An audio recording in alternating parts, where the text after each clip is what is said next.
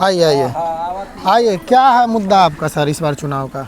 इस बार चुनाव में हम लोग चाहते हैं सरकार की परिवर्तन करना, सरकार को इसलिए जी कि नीतीश सरकार आज 20 साल से मुख्यमंत्री है। जी।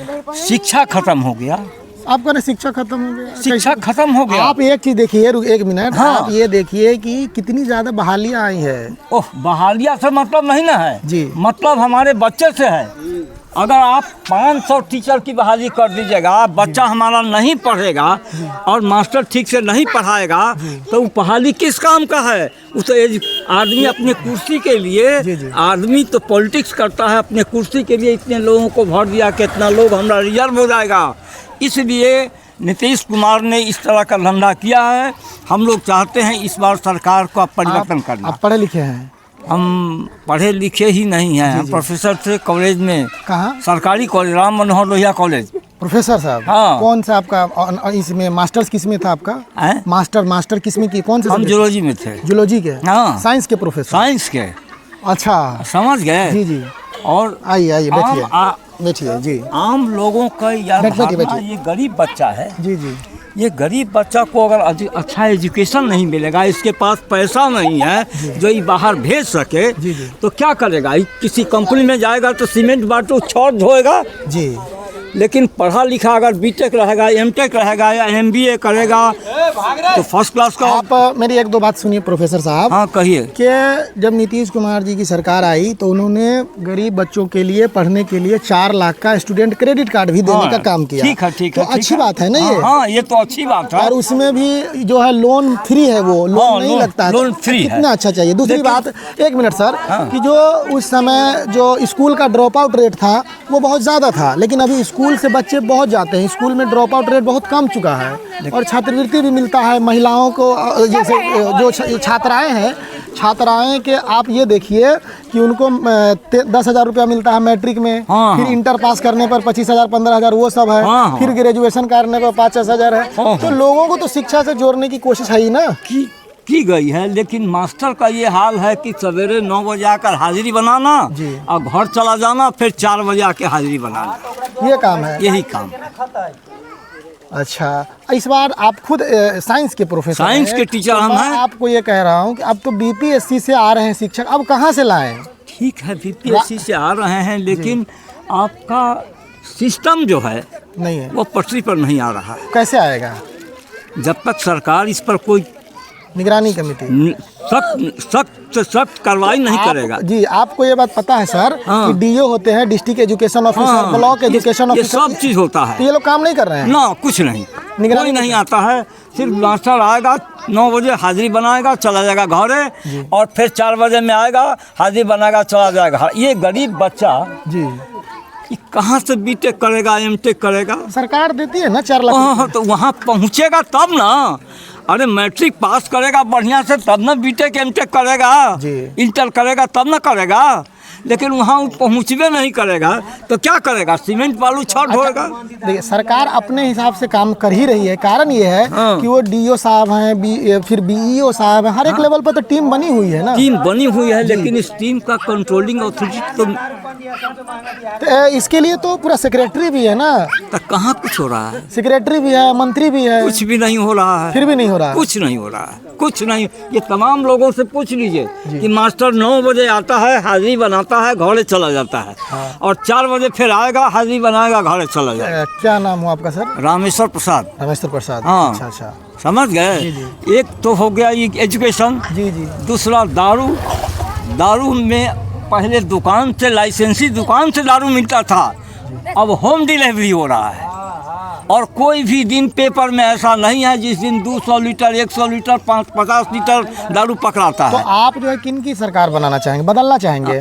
बदलना चाह रहे हैं सरकार? किसी की भी सरकार बने, लेकिन परिवर्तन होना जरूरी आप है। एक बात और सर, हाँ। जो सरकार बदलेगी तो जो भी सरकार है, हाँ, चाहे वो आरजेडी के गठबंधन वाली हो, चाहे जनसुराज वाली हो, इन लोगों का कहना है कि जब मेरी सरकार आएगी तो दारू चालू कर देंगे, तो वो तो और बेकार हो जाएगा। कोई नहीं चालू करेगा। बोल तो रहा है आप समझ लीजिए, आप पढ़े लिखे आदमी हैं, आप मीडिया के आदमी हैं। जी। किसी गड्ढा में पानी अगर है और 20 बरस तक उसमें छोड़ दीजिएगा उसको, तो उसमें कीड़ा फड़ेगा कि नहीं?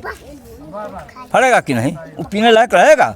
नहीं। मतलब आप किनको ये एग्जाम्पल नीतीश कुमार जी पर ठोक मतलब कर रहे हैं? हाँ, गटाखन दिए मतलब एकदम कंफर्म होकर के हम कह रहे हैं कि सारा सिस्टम बेकार हो गया और करोड़ों करोड़ रुपया बहाया जा रहा है, लेकिन फायदा एक को पैसा नहीं किसी मजदूर वर्ग के चाहे किसी भी वर्ग का हो रहा है।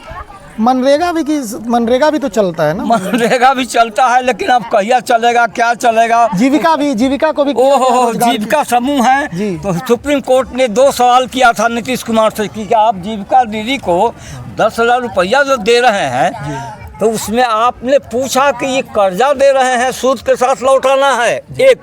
दूसरी बात कि आप इसको लीजिएगा कि नहीं, तो आप तो पैसा दे रहे हैं, वो बुर्बक आदमी सब है, पैसा ले करके आपको वोट दे देगा, फिर मुख्यमंत्री बन जाइएगा, और जब पुलिस घर में खहटेगा तो ऐसा हंडी तसला फेंक करके बाहर भागेगा। यही तो जीविका दीदी है। अच्छा, ऐसा है? देखिए, ये सब पढ़ा लिखा आदमी नहीं है ना?